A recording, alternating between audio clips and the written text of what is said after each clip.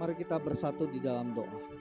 Kalau sebentar kami akan membaca dan merenungkan firman-Mu ya Tuhan. Kiranya Engkau yang mempersiapkan hati setiap kami, baik yang mengkhotbahkan maupun yang mendengarkannya. Tuhan berikan kami kemampuan untuk melakukannya di dalam kehidupan sehari-hari, ketika kami mengerti, memahami apa maksud kehendak Tuhan bagi hidup kami. Tuhan, biar kiranya Engkau bekerja dengan kuat kuasa-Mu. Kuasailah hamba-Mu, sembunyikanlah dia di belakang kuasa kayu salib-Mu. Lepas dari segala kekurangan, kelemahannya, Tuhan yang kuatkan.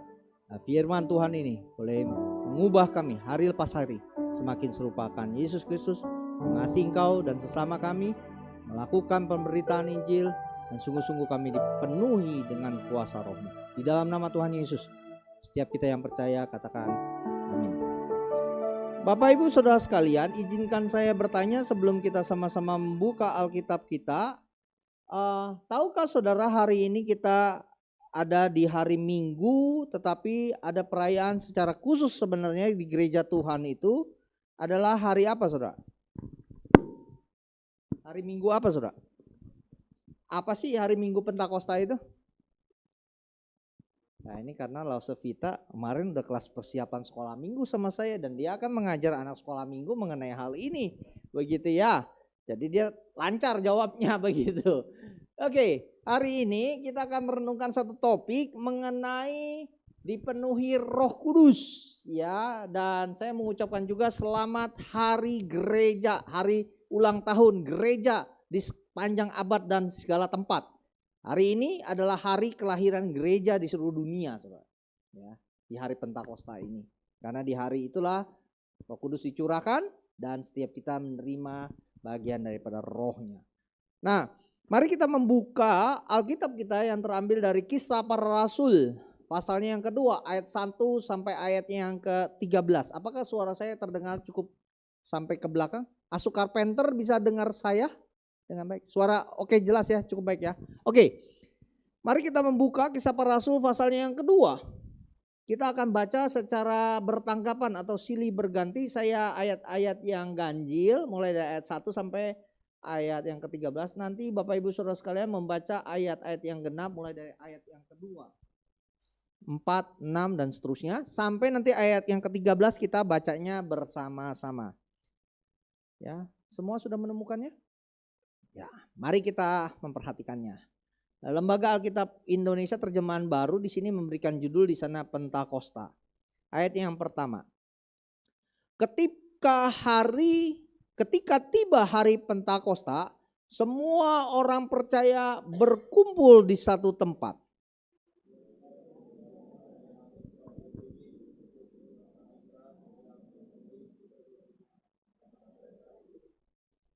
Dan tampaklah kepada mereka lidah-lidah seperti nyala api yang bertebaran dan hinggap pada mereka masing-masing.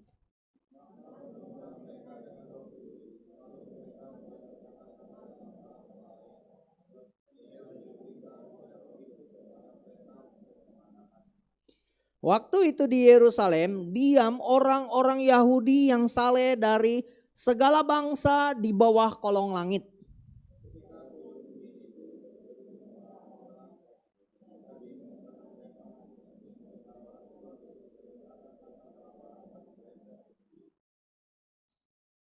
Mereka semua tercengang-cengang dan heran, lalu berkata, bukankah mereka semua yang berkata-kata itu orang Galilea?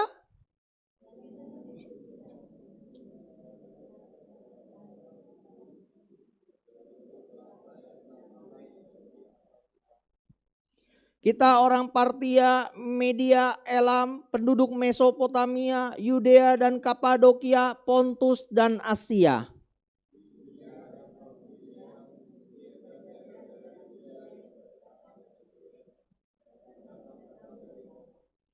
Baik orang Yahudi maupun penganut agama Yahudi, orang Kreta dan orang Arab. Kita mendengar mereka berkata-kata dalam bahasa kita sendiri tentang perbuatan-perbuatan besar yang dilakukan Allah.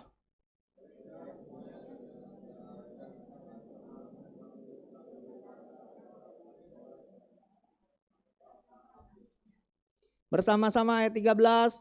tetapi orang lain menyindir, mereka sedang mabuk oleh anggur manis.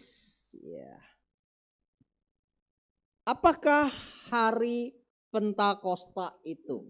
Ya, dalam bahasa Ibrani disebut Savot, ya, atau dalam bahasa Inggris dari bahasa Yunani juga Pentakos. Penta itu ya berarti 50, ya, Pentakos.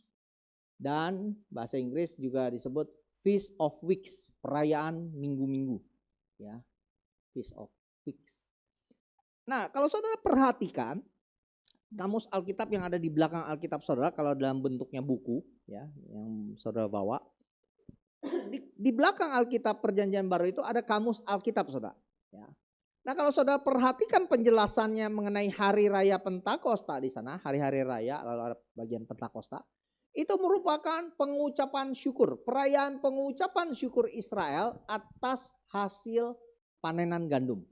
Ya, jadi mereka masuk dalam masa penuaian lalu mereka memanen anggur di sana.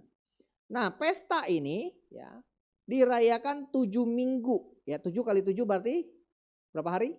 49 hari. Tetapi di dalam bahasa Yunani disebut Pentakosta gitu ya. Itu berarti hari ke-50, ya, 50. Setelah hari Paskah, Saudara. Ya, yaitu hari ini. Ya. Sebab itu dikenal juga dengan nama Hari Raya 7 Minggu, gitu ya. Menurut Ulangan 16 ayat 10. Nah, dalam Perjanjian Baru, ya, perayaan Pentakosta yang merupakan pengucapan syukur atas panenan itu dihubungkan karena memang peristiwa itu terjadi di Kisah Para Rasul 2 yang kita baca tadi barusan, itu terkait dengan pencurahan Roh Kudus, turunnya Roh Kudus bagi gereja Tuhan pada masa itu, Saudara. Ya, maka tidak heran ada di gereja-gereja tertentu, Saudara, ya, waktu hari raya seperti ini, mereka akan membawa hasil bumi, Saudara. Ya, semua buah-buahan dia taruh, ya, di mimbar. Lalu dekorasi ornamen-ornamen gereja itu terkait dengan hasil bumi, begitu ya, buah-buahan. Mungkin nanti bubaran buah-buahan dibagi jemaat atau rebutan bawa pulang, begitu ya. Tapi kumpulkan, gitu ya. Karena terkait dengan tradisi orang Ibrani, orang Yahudi. Nah, Saudara, kalau kita merujuk kepada kitab Yeremia pasal 2 ayat 3, Yeremia 2 ayat 3, orang-orang Israel itu menganggap diri mereka itu sebagaimana firman Tuhan di dalam Yeremia 2 ayat 3 itu adalah buah bungaran, buah sulung, the first fruit, buah yang pertama. Dari apa? Dari tanah Tuhan, tanahnya Tuhan. Mungkin saudara akan protes kepada saya. Loh Pak, bukankah manusia diciptakannya pada hari ke-6? Kok bisa disebut ciptaan yang pertama begitu ya? Atau buah yang pertama dari tanah itu? Ya karena Adam dan Hawa diciptakan dari debu dan tanah memang hari ke-6.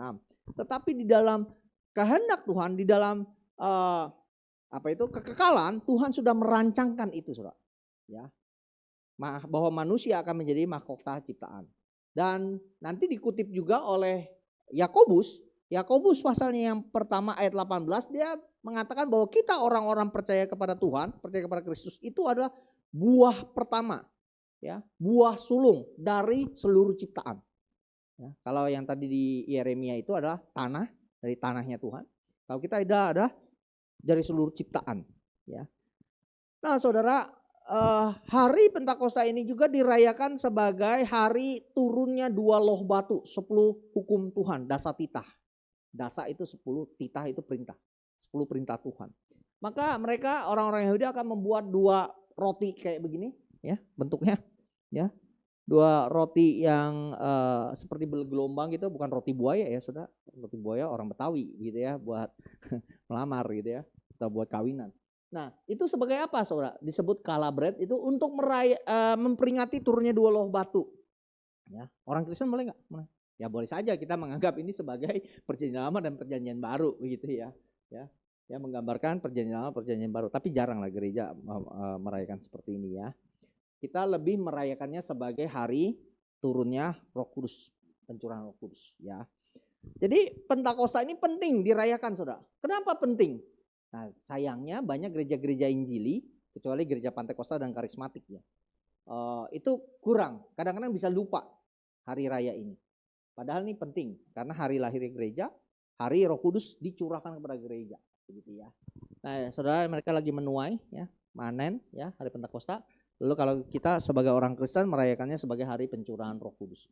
Saudara, di dalam Perjanjian Lama ada 3 hari raya yang wajib dilakukan oleh orang Yahudi sampai sekarang juga. Berdasarkan apa, saudara? Berdasarkan Keluaran 23 ayat 14. Ya, 3 kali engkau harus merayakan ini, ya, di dalam perayaan peribadahan mereka. Yang pertama itu ada Passover. Passover itu adalah Paskahnya orang Yahudi. Kalau Paskahnya mereka itu bedanya dengan Paskah kita apa, saudara? Paskahnya mereka itu merayakan keluaran mereka dari Mesir, dari tanah perbudakan, ya, menuju ke tanah perjanjian. Tapi kita orang Kristen itu merayakannya sebagai hari apa? Paskah buat orang Kristen hari apa? Kebangkitan Yesus Kristus dari kematian, dari dosa dan maut, ya. Nah, kalau bagi orang Yahudi, mereka sebut juga hari Paskah itu adalah hari roti tak beragi. Karena pada saat itu mereka makan roti tak beragi, melambangkan mereka harus cepat-cepat keluar dari tanah Mesir, sehingga tidak usah pakai ragi lagi gitu buat keluar, ya, buat persediaan mereka. Yang kedua yang hari ini kita rayakan, yaitu hari raya Pentakosta yang disebut hari raya penuaian atau perayaan mingguan, perayaan minggu-minggu, ya, perayaan minggu-minggu. Dan yang ketiga, buat orang Yahudi, kita orang Kristen tidak merayakan ini. Itu adalah perayaan hari raya Pondok Daun, ya. Pondok Daun. Kenapa pada hari itu dirayakan? Yaitu memperingati mereka keluar dari Mesir lalu berkemah di berbagai tempat, berpindah-pindah, ya, sesuai dengan tuntunan tiang awan dan tiang api itu. Lalu mereka memperingati dengan membuat pondok-pondok di luar rumah, ya, pondok-pondok dari atap daun-daunan begitu. Memperingati ini. Orang Kristen boleh memperingati, ya boleh aja kalau saudara mau mah, ya, sambil baca firman Tuhan, merenungkan kebaikan Tuhan, mengucap syukur kepada Tuhan. Tapi kita tidak merayakan ini. Hanya 2 yang kita rayakan di awal dengan konsep teologis, ya, yang terkait dengan karya-karya dan perbuatan Kristus. Nah, saudara, hari Pentakosta itu, ya, biasanya dirayakan di bulan Mei, ya, akhir-akhir bulan Mei gitu, ya, atau di awal-awal bulan Juni jatuhnya. Begitu, ya. Kalau yang terluar itu adalah bulan-bulan dalam bahasa Ibrani, ya, dalam budaya mereka, ya. Jadi kita merayakannya kadang-kadang bisa jatuhnya di Mei, bisa jatuhnya di bulan Juni, begitu, ya. Nah, ini kalau kita merayakan itu sebagai turunnya Roh Kudus yang nampak dalam lidah-lidah api, ya. Yang turun itu, yang terlihat itu adalah lidah-lidah api, tapi kedengaran bunyinya, suaranya seperti angin. Anginnya mungkin nggak ada, tapi bunyinya ada, angin keras, gitu, ya. Dan ini merupakan juga penggenapan dari Yoel, ya, kitab nabi-nabi, nabi kecil, ya, Nabi Yoel 2 ayat 8. I will pour out my spirit on all flesh. Aku akan mencurahkan rohku pada, ya, manusia, pada umat, gitu, ya. Ini saya lewatin panjang. Oke. Pertanyaannya, saudara, sudahkah kita mengenal Roh Kudus? Bagaimana saudara mengenali Roh Kudus? Siapakah atau apakah Roh Kudus yang memenuhi pada para rasul itu dalam Kisah Para Rasul 2? Ya. Nah, Roh Kudus itu adalah pribadi yang ketiga dari Allah Tritunggal. Namun, dia memiliki peran yang berbeda dari Bapa, dari Anak atau Firman atau Roh Kristus atau Putra Allah, gitu, ya. Kan kalau kita bilang yang disalibkan itu kan bukan Bapa toh. Bukan juga Roh Kudus kan, tapi siapa yang disalibkan? Ya, Anak Allah, Firman yang menjadi manusia. Mereka punya peran yang berbeda. Tapi ketiganya ini, ya, terlibat di dalam karya-karya Tuhan, di dalam penciptaan. Nanti saudara baca di Kejadian pasal pertama. Ketiganya terlibat di dalam karya keselamatan, di dalam karya penebusan. Semua terlibat mereka. Ya, tidak dapat dipisahkan. Ia bukan sekedar kuasa, maksudnya ia itu adalah Roh Kudus, ya, pribadi Allah yang ketiga itu. Bukan sekedar energi atau power, tenaga seperti tenaga listrik, sinar matahari, angin, ya, bukan. Tapi dia adalah pribadi. Jadi bukan sekadar kuasa, energi, power yang tidak berkepribadian, tidak berpribadi, impersonal, tetapi dia sebaliknya itu adalah pribadi, ya.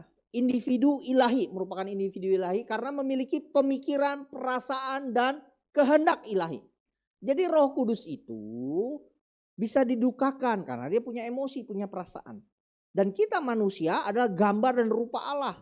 KW-nya. KW itu apa ya? Cetakannya, tiruannya. Kita manusia diciptakan menurut gambar dan rupa Allah. Ya, Allah Tritunggal. Loh Pak, kalau gitu berarti Allah kita ada 3 dong? Enggak saudara. Allah kita tuh satu, esa. Tetapi dia sebagaimana Alkitab saksikan menyatakan dirinya dalam 3 pribadi. Yang tidak bisa dipisahkan satu sama lain, tetapi bisa kita bedakan di dalam perannya masing-masing. Mereka ketiga terlibat. Ya. Roh Kudus, Bapa, ya, Anak itu sederajat, setara, sama kedudukannya ya dengan pribadi yang lain di dalam Allah Tritunggal itu, sama-sama maha kuasa, maha hadir, maha kudus, benar, baik dan seterusnya. Begitu saudara. Maha tahu, ya. Ketiganya itu punya kualitas mutu keilahian yang sama, setara, nggak ada yang lebih tinggi, nggak ada yang lebih rendah. Bapa, Anak dan Roh Kudus. Kecuali nanti di dalam perannya, ya, di perannya. Nah, ketiganya esa tidak terpisahkan dalam karya-karyanya, dalam perbuatannya, dalam tindakannya, namun dapat dibedakan, ya, berdasarkan peranannya masing-masing. Tadi saya sudah sebutkan. Oke, kita lanjut saudara. Ya, jadi dia pribadi, bukan sesuatu yang bukan berpribadi. Pertanyaan lebih lanjut, sudahkah kita dipenuhi oleh Roh Kudus, saudara? Ya, kalau kita tadi sudah bahas masalah mengenal pribadi Roh Kudus, sekarang sudahkah kita dipenuhi Roh Kudus? Apa yang dimaksud dengan dipenuhi Roh Kudus? Apakah dipenuhi dengan Roh Kudus itu sama dengan dibaptis Roh Kudus? Menurut saudara sama apa enggak? Dibaptis Roh Kudus sama dipenuhi Roh Kudus. Apakah dipenuhi Roh Kudus itu harus berbahasa lidah, glosolalia? Sikira babala-bala, laba-laba, bala-bala, enak rasanya, misalnya kayak gitu. Harus ditandai dengan berbahasa lidah. Menurut saudara bagaimana? Ya. Nah, saudara, di dalam Yohanes 14 ayat yang ke-16, Injil Yohanes 14 ayat 16, memang saya tidak cantumkan di situ.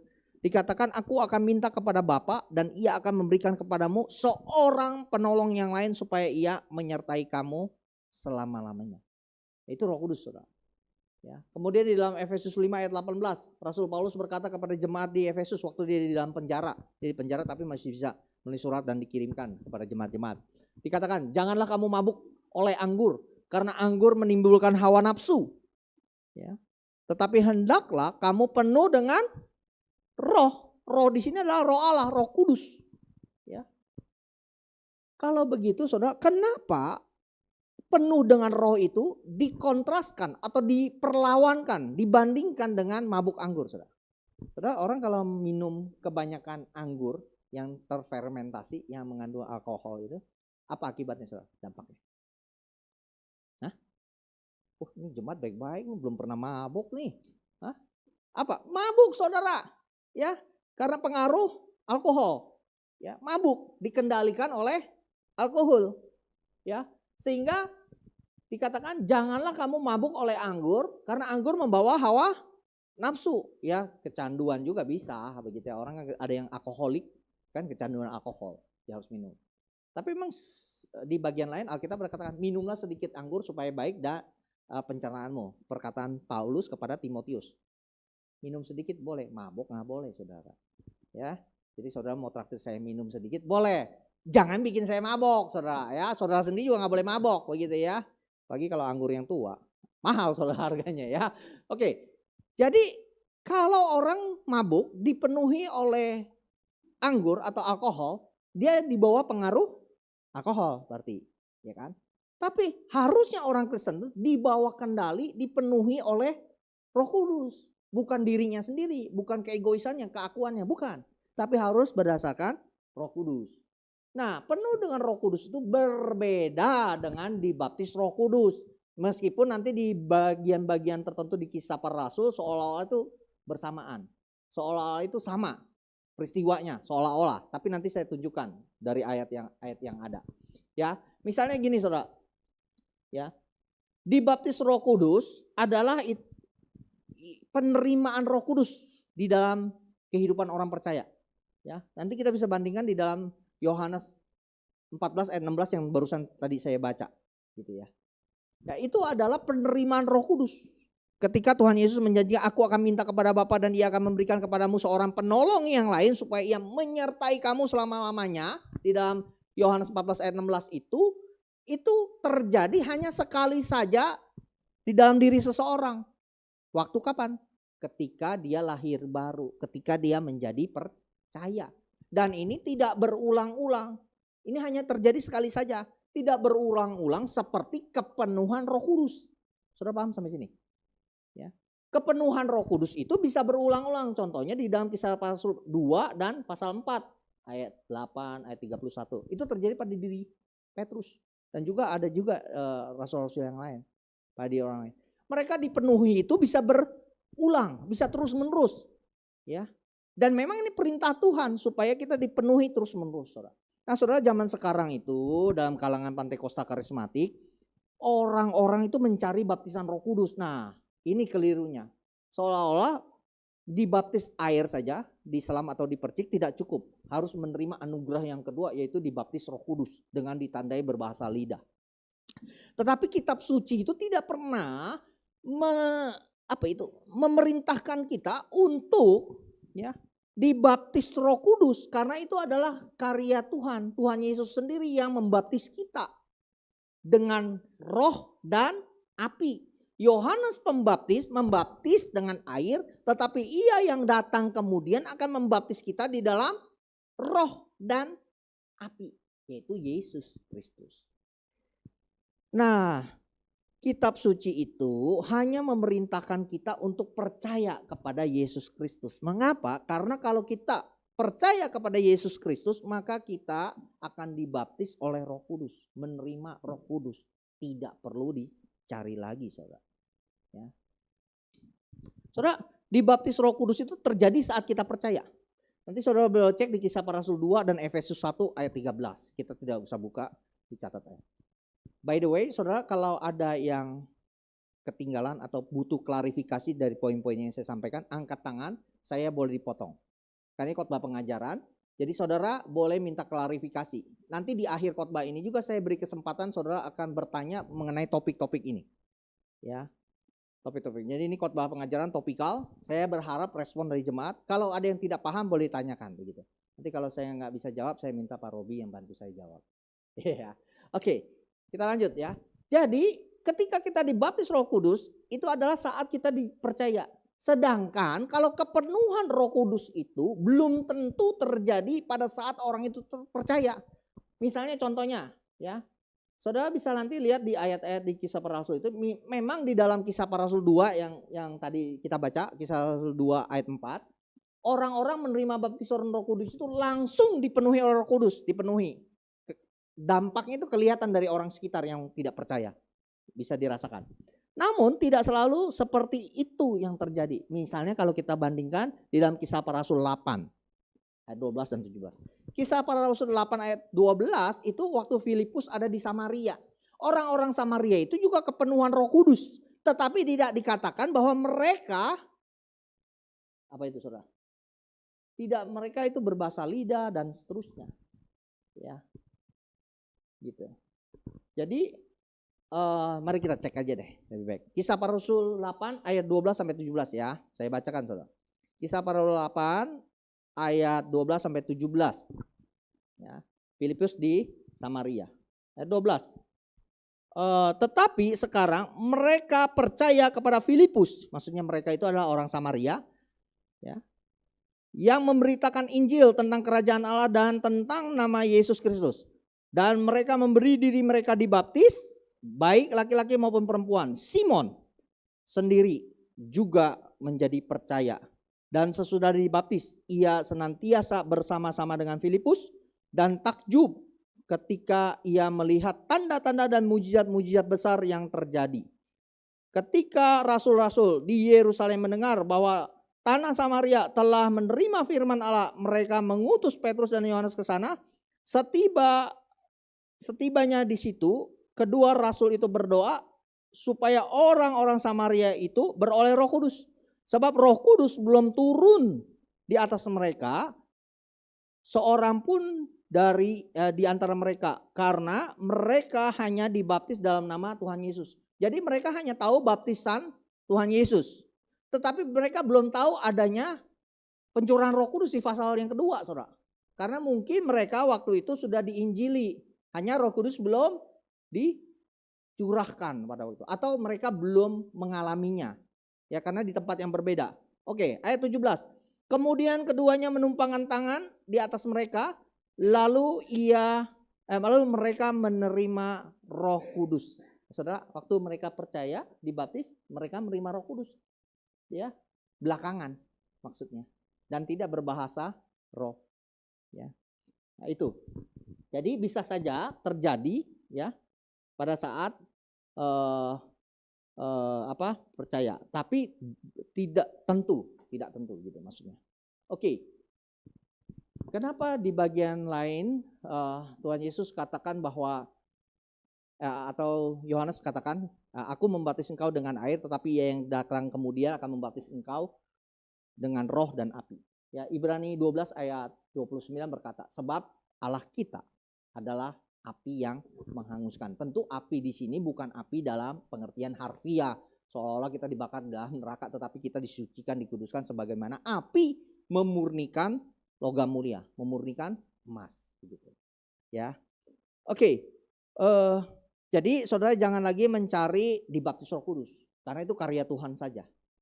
Yang perlu saudara usahakan cari terus-menerus sepanjang hidup saudara itu adalah dipenuhi Roh Kudus, sebagaimana tema khotbah kita hari ini.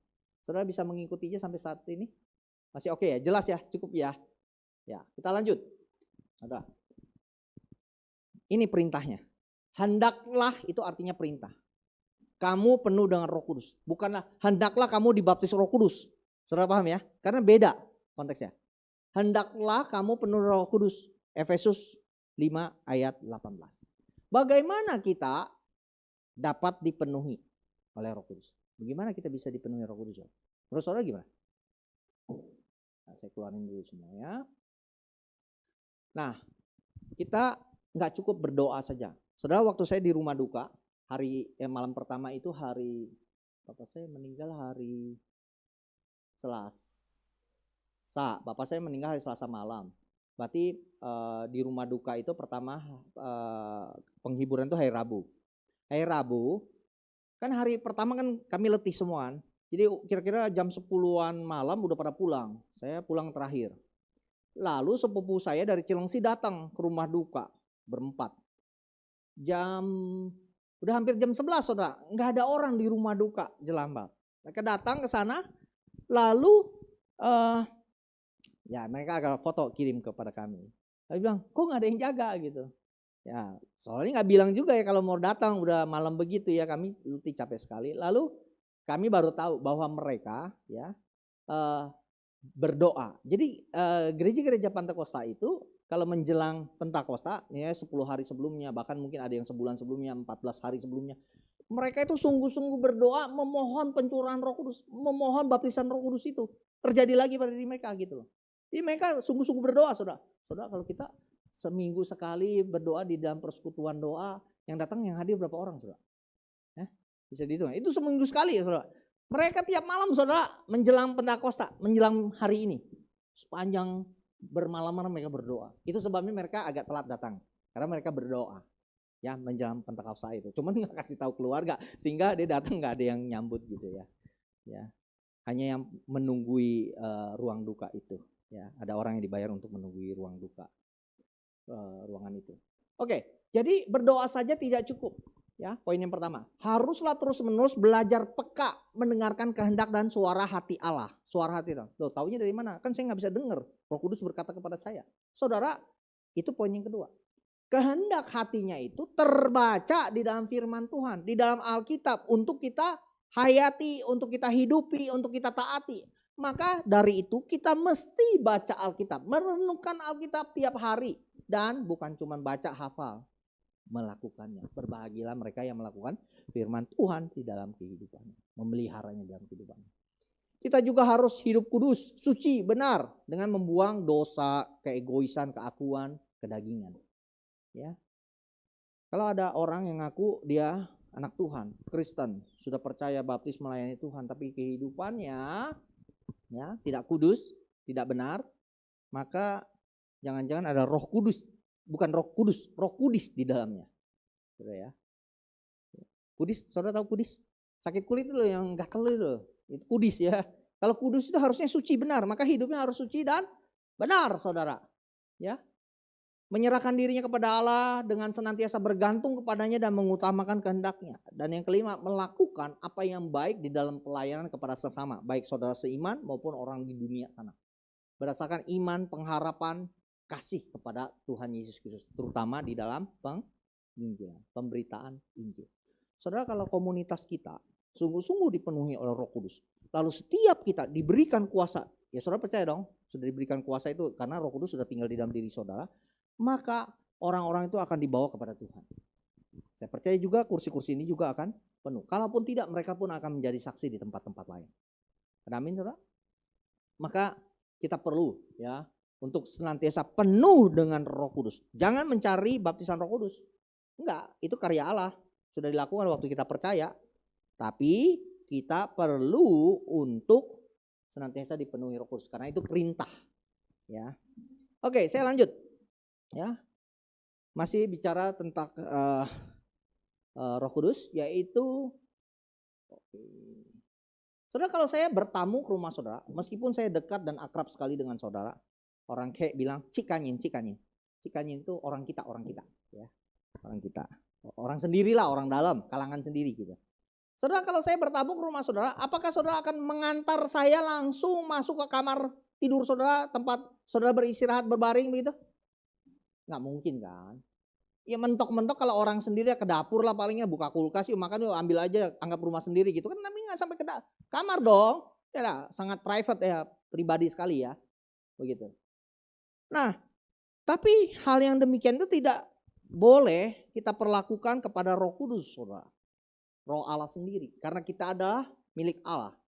Nah, orang-orang percaya itu harus mengizinkan Tuhan masuk sampai ke relung-relung hati kita, ruang-ruang hati kita yang terdalam. Tidak ada yang boleh kita tutup-tutupi. Kalau ditutup-tutupi juga dia tahu, karena dia maha tahu. Saudara mungkin bisa menipu semua orang, membohongi semua orang. Orang lain mungkin tidak tahu bahwa masih ada berhala-berhala, dosa-dosa favorit di dalam diri kita, ya, dosa berhala, keangkuhan di hidup, kesombongan lain sebagainya. Dia tahu, saudara. Ya. Jadi bagaimana kalau kita suatu saat berbuat dosa dengan sengaja dan kita tahu itu dosa, tapi kita sengaja melakukan dosa itu dan terus hidup di sana. Saudara, kepenuhannya itu berkurang. Jadi orang itu kalau memang dia sudah percaya lahir baru, pernah dibaptis Roh Kudus, lalu jatuh dalam dosa, kepenuhannya berkurang, tidak 100%. Mungkin 1/4, mungkin 50% sebagian. Karena ada dosa yang masih dipeliharanya. Ya. Tetapi apakah Roh Kudus akan keluar dari diri orang itu? Seperti Raja Saul ketika dia mencari pemanggil arwah di perjanjian lama. Yaitu terjadi di perjanjian lama. Tapi di perjanjian baru tidak begitu. Sejak hari Pentakosta, Roh Kudus dicurahkan kepada orang percaya. Orang yang sudah dipilih Tuhan dan benar-benar lahir baru, sudah menjadi percaya kepada Tuhan, dibaptis dalam Roh karena Yesus Kristus, dia tidak akan keluar dari diri saudara. Tapi dia akan berduka pastinya. Dia akan berduka. Roh Kudus akan berduka, dia tidak keluar, ya. Nah, ada orang-orang yang mengajarkan bahwa Roh Kudus soal keluar masuk di perjanjian baru. Ya, seperti Raja Saul. Itu ada buktinya Saul, yaitu di perjanjian lama sebelum pencurahan Roh Kudus. Sehingga kita harus mengundang Yesus lagi, ya, seperti kita pertama kali menerima Yesus, lalu Roh Kudus masuk lagi dan sebagainya. Menurut saudara begitu enggak sih? Nah, tadi saya sudah menunjukkan bahwa hal itu tidak mungkin keluar masuk. Roh Kudus itu diberikan sekali untuk selama-lamanya. Buktinya dari mana? Contoh, Pak Lukman, mana buktinya? Coba saudara buka Yohanes 14 ayat 16. Tadi sudah saya bacain juga. Ya. Coba saudara jawab di sana. Di bagian akhir kalimatnya itu tertulis apa? Aku akan minta kepada Bapa dan ia akan memberikan kepadamu seorang penolong yang lain supaya ia menyertai kamu. Menyertai kamu apa? Sementara waktu, temporel. Selama-lamanya artinya apa saudara? permanen, terus menerus, long term relationship, relasi yang jangka panjang, bukan sementara waktu, saudara. Oke, sekarang Ibrani 13 ayat 5. Ibrani 3 ayat 15. Ibrani 13 ayat 5 ya, 13 ayat 5. Janganlah kamu menjadi hamba uang, cukupkanlah dirimu dengan apa yang ada padamu. Karena Allah telah berfirman, aku sekali-kali tidak akan membiarkan engkau, dan aku sekali-kali tidak akan meninggalkan engkau, sekalipun tidak. Ya, jadi janganlah kita menjadi hamba mamon. Ya, Ibrani 3 ayat 5. Nah, kalau kita sudah percaya kepada Tuhan Yesus Kristus, kita itu diperdamaikan dengan Allah. Ya, Roma 5 ayat 1. Dan kita tidak mungkin bisa dipisahkan dengan Allah, sekalipun kita jatuh dalam dosa. Ya, Roma 5 ayat 1. Sebab itu, kita yang dibenarkan karena iman, kita hidup dalam damai sejahtera dengan Allah oleh karena Tuhan kita Yesus Kristus. Jadi kalau kita berdosa, saudara, kepenuhan Roh Kudus itu bisa berkurang. Tetapi Roh Kudus itu tidak keluar dari diri kita. Dia berduka tapi dia tidak keluar. Yang harus dilakukan hanyalah bertobat dari dosa itu. Maka Roh Kudus akan kembali memenuhi ya setiap relung hati kita, setiap aspek kehidupan kita. Dia akan memenuhi kita. Itu perintah dari firman Tuhan, saudara. Ya. Nah, sekarang kita lihat apa ciri-ciri orang ya yang dipenuhi oleh Roh Kudus. Saya ambil dari buku Pak Tong, ya, Pendeta Stephen Tong, GRI. Ya, judulnya Roh Kudus, Doa dan Kebangunan. Ya, diterbitin di Jakarta oleh Lembaga Reform Injili Indonesia tahun 1995. Halaman 99 sampai 110. Jadi ciri-ciri orang yang dipenuhi Roh Kudus itu enggak berbahasa lidah kalau menurut di sini, tidak dicantumkan di situ. Karena kalau bicara bahasa lidah juga nggak tepat kalau ngambil dari Kisah Para Rasul 2. Saudara, yang terjadi di Kisah Para Rasul 2 itu ya begini, saudara. Ada suara angin, suara ya bukan angin, suara. Lalu terlihat seperti lidah-lidah api hinggap ke atas murid-murid para rasul. Lalu mereka berkata satu sama lain.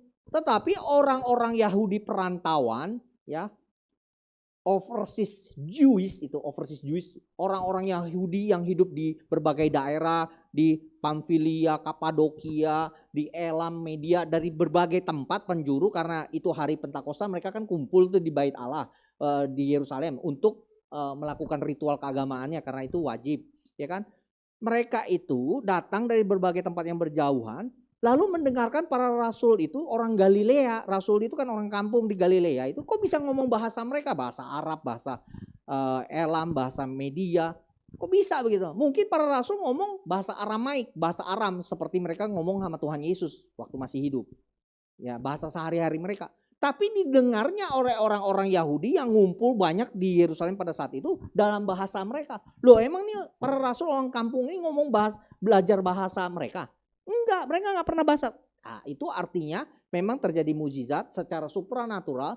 Tuhan melakukan hal itu. Sebagaimana waktu manusia di Kejadian mau membangun menara Babel. Bangun. Bahasanya kan satu kan? Tapi Tuhan kacau balaukan. Karena mereka apa? Mau mencari nama. Padahal Tuhan memberikan firman supaya manusia itu tersebar kan. Beranak cucu dan menyebar di seluruh bumi. Tapi malah mereka mau mengumpul jadi satu. Malah cari nama, bikin menara Babel. Itu sebabnya Tuhan ubah bahasa mereka. Mereka tidak jadi bangun. Karena komunikasinya, koordinasinya dikacau. Tetapi sekarang Tuhan persatukan umat Tuhan melalui cara seperti ini. Jadi para rasul waktu ngomong, mereka dari bahasa-bahasa yang berbeda bisa mendengarkannya dalam bahasa mereka. Nah, ciri-cirinya itu adalah yang pertama adalah taat kepada Roh Kudus. Sebagaimana orang yang dipengaruhi anggur, demikian juga orang percaya yang dipenuhi Roh Kudus dipengaruhi oleh Roh. Tapi dia tetap sadar, bukan mabok. Ya, bukan mabuk seperti dituduhkan oleh orang-orang Yahudi di Kisah Para Rasul 2. Oh, mereka mabuk karena anggur manis. Nggak mungkin karena oleh anggur manis lalu sekali Petrus berkhotbah 3.000 orang dibaptis pada saat itu. Nggak mungkin ya. Nah yang kedua, karena roh itu adalah kudus, hidup orang itu juga harus kudus, bukan kudis, saudara. Bukan hidup dalam dosa. Yang ketiga, menjunjung tinggi firman Tuhan, memberitakan Injil, berani menjalankan kehendak Allah. Murid-murid pada waktu belum dipenuhi Roh Kudus pada ngumpet, pada bersembunyi. Ketika mereka dipenuhi Roh Kudus, Petrus sekali berkhotbah 3.000 orang dibaptis, itu baru laki-lakinya saja. Dan yang keenam, menghasilkan buah roh. Buah roh menurut Galatia apa aja, saudara? Galatia 5 ayat kasih, sukacita, damai sejahtera, pengendalian dan seterusnya, saudara. Ke 9. Ya, kayak permen nano-nano. Ya. Banyak rasanya, macam-macam rasanya. Ya. Jadi buahnya satu, yaitu buah roh. Rasanya banyak, kasih, sukacita, damai sejahtera dan seterusnya. Permen nano-nano. Ya. Oke. Jadi kalau menurut Kisah Para Rasul 2 ayat 1 sampai 4 itu sebenarnya menceritakan apa yang terjadi di hari Pentakosta itu, di mana rasul-rasul itu kepenuhan Roh Kudus lalu berbahasa lidah, berbahasa roh. Nah, ini adalah bagian yang bersifat penjelasan, penggambaran, bahasa Inggrisnya deskriptif. Ya, saudara bisa paham ya.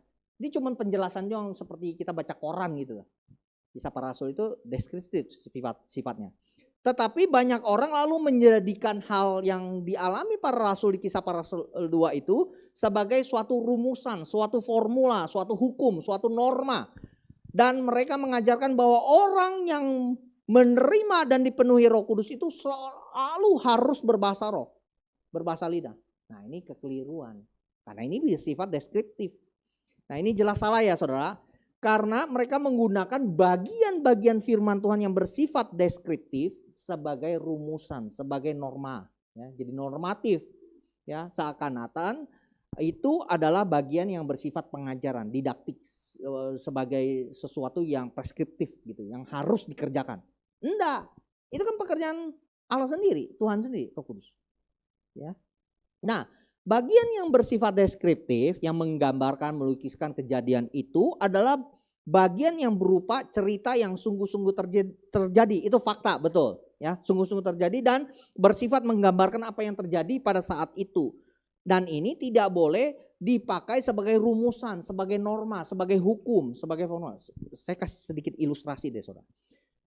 Dalam hal ini, kalau waktu kita baca dan menafsirkan kitab suci, mempunyai persamaan dengan kita membaca dan menafsirkan surat kabar atau koran atau berita medsos lah, di berita medsos. Kalau bukan hoax ya, kalau bukan hoax, beneran gitu ya, berita beneran, diceritakan gitu ya.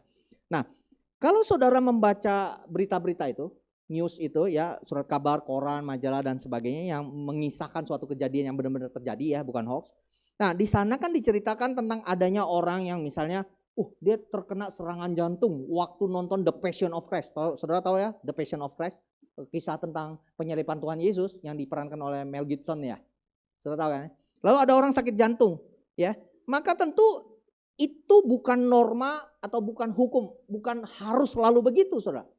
Ya, seolah-olah orang kalau jangan nonton film itu, film The Passion of Christ, kita bikin orang sakit jantung bisa mati lu gitu. Dan nggak begitu kan, saudara. Meskipun ada kejadian 1-2 yang begitu, ya. Nah, cerita ini tentu tidak boleh ditafsirkan sebagaimana juga di Kisah Para Rasul 2 itu seakan-akan semua orang yang dibaptis Roh Kudus atau dipenuhi Roh Kudus itu atau yang nonton film itu ya pasti terkena serangan jantung. Bisa kayak gitu. Ya. Juga kalau di surat kabar misalnya diceritakan ada satu keluarga piknik ke Pelabuhan Ratu ya. Sukabumi lewat lagi ke pantai selatan begitu ya. Lalu mengalami kecelakaan sehingga mati semua dari yang besar sampai yang kecil. Ya. Ya ini bukan berarti kita harus tafsirkan bahwa seakan-akan semua orang yang piknik sekeluarga pergi ke sana ke Pelabuhan Ratu pantai selatan itu akan mengalami kecelakaan dan mati semua. Kan nggak gitu cara bacanya, saudara. Paham ya, saudara? Ya. Nah, contoh lagi, Keluaran pasal 14 yang menceritakan di mana proses Allah membelah laut Teberau, ya. Sehingga bangsa Israel itu bisa menyeberang ke tanah kering. Itu adalah suatu bagian yang bersifat deskriptif yang menggambarkan apa yang terjadi pada masa lalu itu. Ya, ini bukan rumusan norma hukum, artinya kita tidak diperintahkan untuk menyeberangi laut secara itu, seperti itu, saudara. Saudara kalau menyeberangi laut, ya misal pantai selatan atau pelabuhan selat apa sih antara Sumatera sama Selat Sunda. Saudara lalu nyebrang gitu, seolah-olah Tuhan akan menyelamatkan saudara dengan membelah Selat Sunda. Ya itu konyol saudara. Ya konyol banget gitu ya. Ya dengan iman sih dengan iman, tapi matinya mati konyol begitu saudara. Ya Yosua 6 ya yang menceritakan tentang robohnya tembok Yeriko setelah dikelilingi selama 7 hari juga merupakan bagian cerita yang deskriptif sehingga tidak boleh dijadikan hukum, norma, formula di dalam peperangan. Tak bisa, saudara. Keluaran 16 ayat 13 sampai 16 yang menceritakan tentang pemberian mana, roti dari surga, mana kepada bangsa Israel di padang gurun. Jelas juga merupakan bagian yang bersifat deskriptif, terjadi pada waktu dulu aja, enggak berulang. Sehingga tidak boleh dijadikan rumusan formula dalam kehidupan orang Kristen di dalam padang gurun, di dalam kehidupannya di dunia ini. Ya, seperti itu soal. Sampai di sini, apakah ada di antara saudara yang mau bertanya atau kita lanjut? Atau mau koreksi? Atau ada kebingungan di sini? Atau terlalu cepat Pak? Pelan-pelan, ulangi lagi. Wah, nggak apa-apa gitu ya. Cukup jelas saudara sampai di sini. Ya, jadi dibaptis Roh Kudus sama dipenuhi Roh Kudus sama apa tidak saudara? Mana yang diperintahkan oleh firman Tuhan? Yang pertama apa yang kedua? Dibaptis Roh Kudus apa dipenuhi Roh Kudus? Kalau seseorang melakukan dosa dan tetap hidup di dalam dosa, ya karena 1-2 hal, dia nggak mau bertobat, apakah Roh Kudus keluar? Tapi Roh Kudus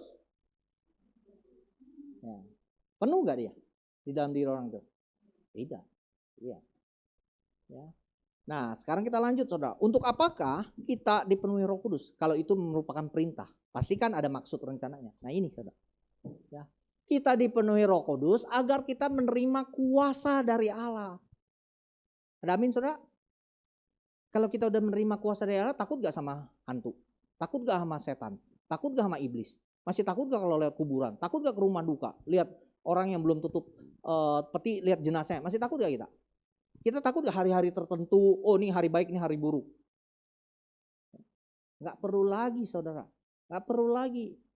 Lalu misalnya kita karena gak ada toilet, lalu kita kencing di bawah pohon besar.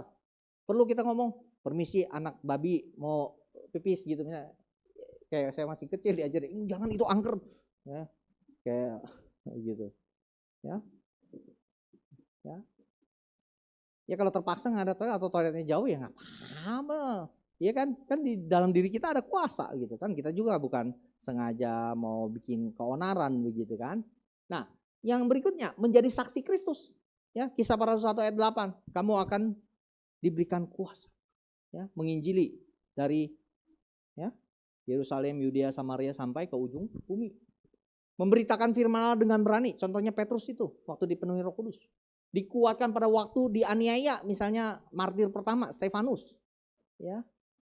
Kemudian dipimpin, diatur atau diarahkan secara teknis ya dalam pekerjaan penginjilan. Suatu kali Rasul Paulus dia pengen menyeberang ke benua Eropa untuk ke Spanyol ya, pokoknya ke daerah Eropa.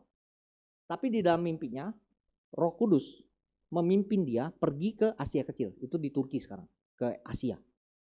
Nah, ini yang dimaksud. Dituntun secara teknis, bahkan untuk hal-hal yang seperti ini, ya terkait dengan penginjilan.